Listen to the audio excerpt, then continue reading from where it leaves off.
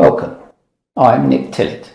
In this, the sixth and final video of our InRow Vision Guidance training series, we'll be looking at the configuration editor. In particular, parameters relating to InRow operation and guidance. These include parameters for both rotary and reciprocating within row cultivation devices, as well as devices for spot liquid or spray application. It is important to appreciate that the same editor is used to edit both inter-row and in-row configurations, which are in the same format. The only difference is that in-row configurations require some additional parameters that we will cover in this presentation. To learn how to use the configuration editor and edit common parameters such as those relating to cameras or implement steering, please look at the inter-row training presentations. In this presentation, we will assume you know how to operate the editor, and we'll only cover editing in-row specific parameters. So let's open the editor and select a file for editing. This is the top page of the editor, showing standard in-row settings. The first three lines should be familiar from editing inter-row configurations, but you will see there are two additional lines relating to in-row operations, called in-row settings and edit microcontrollers. In this context, microcontrollers are circuit boards connected via our proprietary CAN bus that control input and output devices such as rotors or nozzles. You can put multiple microcontrollers on a machine of the same or different types. Pressing the spanner ++ button will reveal two further additional lines of advanced options: nozzle drive and timing, and in-row knife drive and timing. In this tutorial video, we will look at all of these additional specifically in-row parameters. We will start with Edit Microcontroller. The Edit Microcontroller page allows users to select which crop rows are allocated to which rotor, nozzle, or reciprocating knife output channels. In this example, we have only allocated rows to rotors. The first three rows are allocated to the first three rotors, so the row numbers are simply listed as 1, 2, 3. Note row numbers are comma separated. Those rotors could be electrically or hydraulically driven. We will start by looking specifically at electric rotors. They are driven by their own single-channel driving board housed within the unit, so each electric rotor has its own CAN address, which is set using the rotor setup tools process described in the fourth presentation, Setting Up.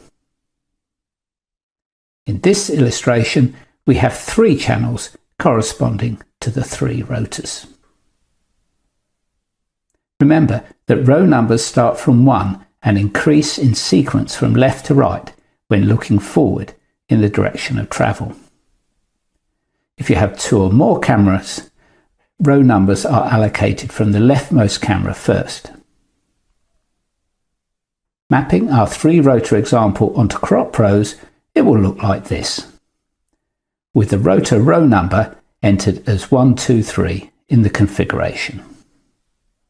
If you allocate 0, a null row, to a channel, it will not be used. So, if you choose to run on only 2 rows by taking the center rotor blade out of work, but have left it electrically connected, then the allocation would be 1, 0, 2. With the 0 signifying the central rotor is not allocated to a row, and so it will not rotate. On the machine, it will look like this, with just the left and right rotors rotating in synchrony with their rows. The central rotor will not rotate. If we want to allocate 2 rotors onto each row, we can do that by repeating each row number twice. For example, 4-row machine with 2 rotors per row, the rotor row numbers would be 1, 1, 2, 2, 3, 3, 4, 4. Normally, we assume all rotors are the same distance behind their controlling camera, defined by distance ahead of rotors. However, with 2 rotors per row, it may be necessary to offset the second rotor to avoid clashes. To deal with that, we can define an individual rotor's offset from the general one. Select Advanced Options by pressing the spanner ++ button to reveal rotor forward offsets. These individual forward offsets per channel figures are added to the general overall distance ahead of rotors parameter in the software to calculate rotor timing. A positive forward offset indicates the output device is offset forward and closer to the camera. A negative forward offset indicates the output is set back and further away from the camera. This illustration shows that scenario with 2 rotors allocated to each row. In the editor, the row number line looks like this. Half the rotors are set at the general distance ahead of rotors figure behind the camera, and half have an additional forward offset, which in this case is 0.3 meters. And so the editor's rotor forward offset line looks like this to reflect the alternating offsets. So now we have covered electric rotors. We will consider other device options, nozzles, reciprocating blades, and hydraulic rotors. These devices are also driven by circuit boards which connect to our implement module via CAN. Unlike electric rotor boards, these boards have multiple channels, so multiple devices can be connected to each board or module. In this illustration, we have a single 12-channel microcontroller module designed to drive up to 12 nozzles. Here we have 2 microcontroller modules designed to drive up to 6 reciprocating knives each, so 12 in total. Or here, in a very similar setup, we have 2 microcontroller modules designed to drive up to 6 hydraulic rotors each, again up to 12 rotors in total. Each of these multi-channel boards has one CAN address, which is set via dip switches on the board itself. So where multiple microcontrollers are fitted, it is important they are given different CAN addresses, with the board with the lower address appearing first on the left-hand side of the implement. Rows are allocated to channels on the relevant multi-channel circuit board in the same way we've already seen for electric rotors. For example, a hydraulic rotor board has 6 channels, so if the machine has 5 rotors connected to the first 5 channels, the configuration would simply allocate rows 1 to 5. On the machine, it would look like this, with the first 5 channels connected to hydraulic rotors and assigned to individual rows, and the last channel is unused. If we stick with that example, leaving the first 5 channels connected, but now you choose to run that machine in a 4-row crop with the central rotor out of work, then the editor's row allocation would be 1, 2, 0, 3, 4. And on the machine, it would look like this, much like the electric rotor example we saw earlier. If, for convenience of wiring, you choose to connect instead to the last 5 channels, leaving the first unconnected, then you would need to allocate the first channel to a null row by inserting a 0 against the first channel. And on the machine, that would look like this, with the first channel not connected and allocated a null row. Exactly the same principle is applied to nozzle and reciprocating blade driving boards, which have 12 and 6 channels respectively. So, a machine fitted with nozzles to spray over 10 crop rows would have the allocation 1 to 10. The 6-row reciprocating blade machine would have the allocation 1 to 6. If there are more devices than channels on a driver board, then you can fit additional boards. However, note that each board is allocated a fixed number of channels regardless of what is connected. If you do not wire a channel, you need to insert a 0 into the allocation for that channel. For example, a reciprocating knife machine spanning 8 rows requiring 2 boards might be most conveniently wired to have 4 rows wired to the first 4 channels on each board.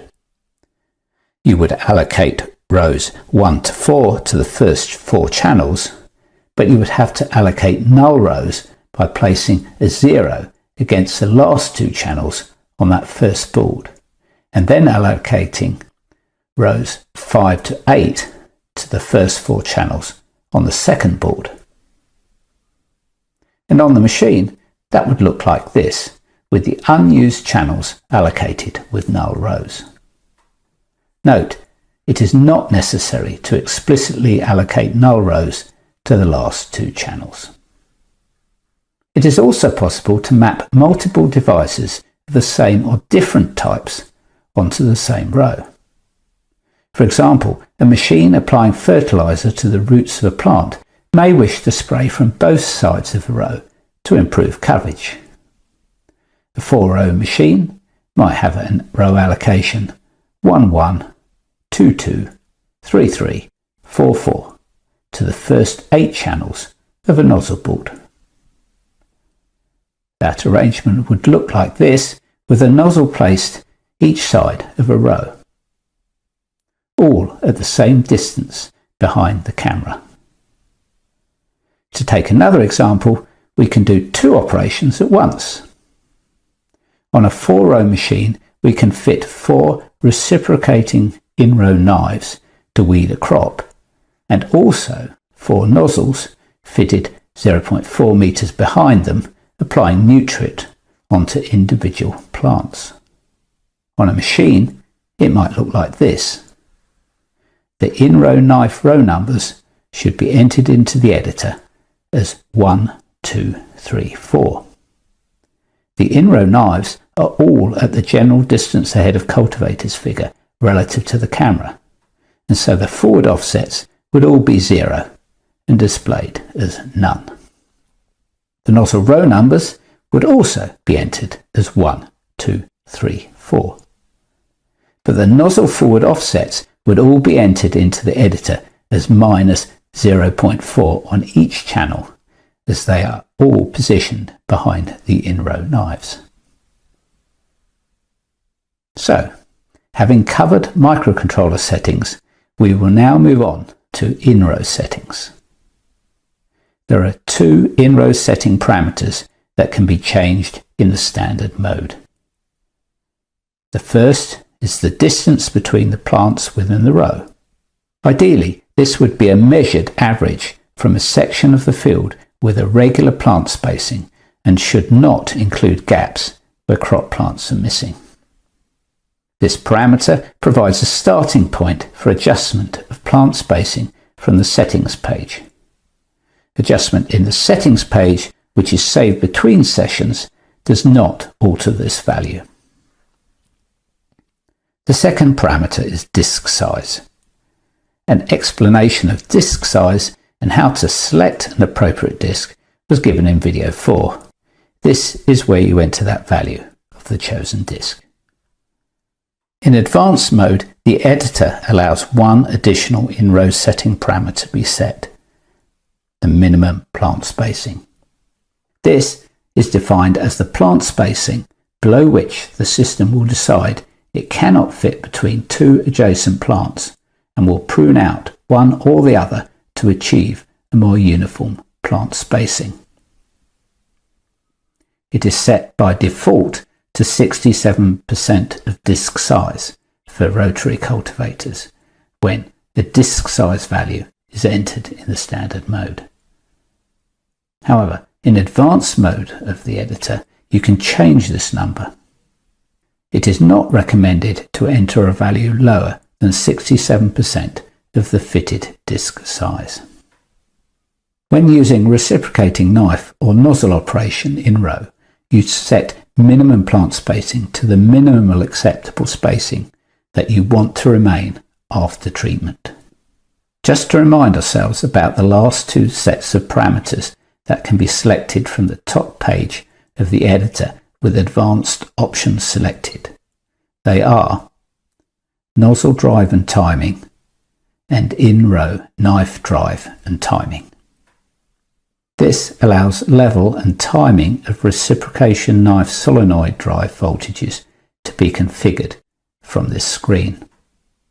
The first parameter allows users to select the percentage of full 12-volt drive applied to change the solenoid valve state.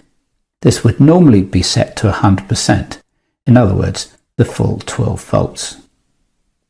The second refers to the holding drive level required to maintain that state. That would normally be 0 for a latching valve, but will be up to 100% for conventional valves. Figures around 50% might be typical if hit and hold techniques were being used. The third parameter determines the time in seconds for which the latching drive level is applied before dropping down to the holding level. This typically might be 50 milliseconds, but might be longer for larger valves. The actuation delay reflects the time in seconds taken between requesting a change of valve state and that change being reflected in cultivator blade movement. This varies significantly between systems. Remember that if you need help on a setting when editing it, press the question mark key on the pop-up keyboard to get a context-sensitive graphical help box, just like this one. And finally, these settings for nozzle drive level and timing have very similar functions to the previous knife drive and timings, though the values might be different. The first sets the percentage of 12-volt drive to change solenoid valve state. The second refers to its holding level. The third determines the time for which the latching drive level is applied. The spray delay reflects the time in seconds taken between requesting a change of valve state and that change being reflected in nozzle flow.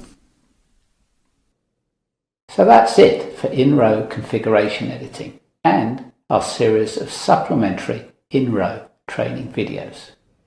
We hope you found them useful. Our website has links to other reference and training material. If you have any questions, please get in touch. Thanks for watching.